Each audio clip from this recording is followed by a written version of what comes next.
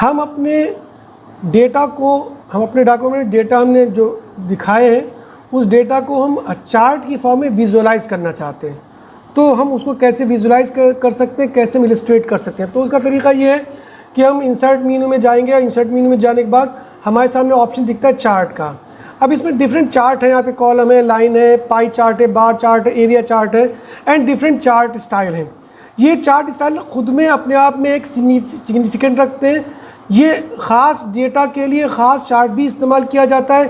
For example, जब हमें कहीं पर कोई किसी भी मेज़रमेंट का या किसी भी डेटा का कंपैरिजन करना होता है, हमें उसके सपोज दैट हमें डिफरेंट प्रोडक्शन दिखाने हैं, जैसे वीट का, राइस का, मेज़ का, बार्ले का, कि हमारे कंट्री में कितना प्रोडक्शन हुआ।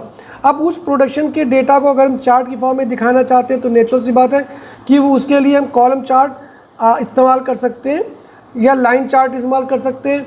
हम किसी कॉलेज में स्टूडेंट्स की रिज़ल्ट परसेंटेज दिखाना चाहते हैं कि कितनी लड़कियां पास हुई, कितने लड़के पास हुए टोटल, या कितने फेल हुए, तो हम उसके लिए आपका पाई चार्ट का इस्तेमाल कर सकते हैं। तो इसलिए डिफरेंट एग्जाम्पल में मैंने आपको समझाया कि अपना एक तरीका, अपना एक मकसद होता है किसी भी चार्ट को डिज़ाइन करने का, किसी भी चार्ट को विजुअलाइज या इलस्ट्रेट करने का।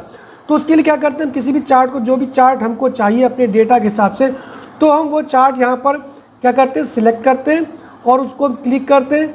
यहाँ पे क्या होता है, जैसे हम ओके करते हैं तो हमारे सामने उस तरह का चार्ट बनकर आ जाता है और उसके साथ ही हमारे सामने एक्सेल की शीट भी खुलकर आ जाती है।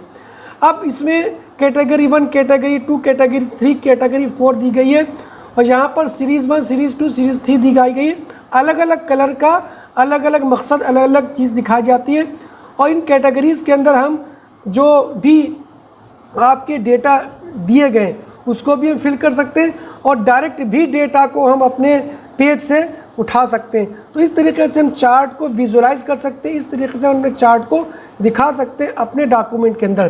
तो इसके लिए आपको प्रैक्टिस करने के लिए एक टेबल जनरेट करना होगी और उस टेबल को उसके ज़रूरत के हिसाब से हमें चार्ट बनाकर प्रैक्टिस करना पड़ेगी। तो आप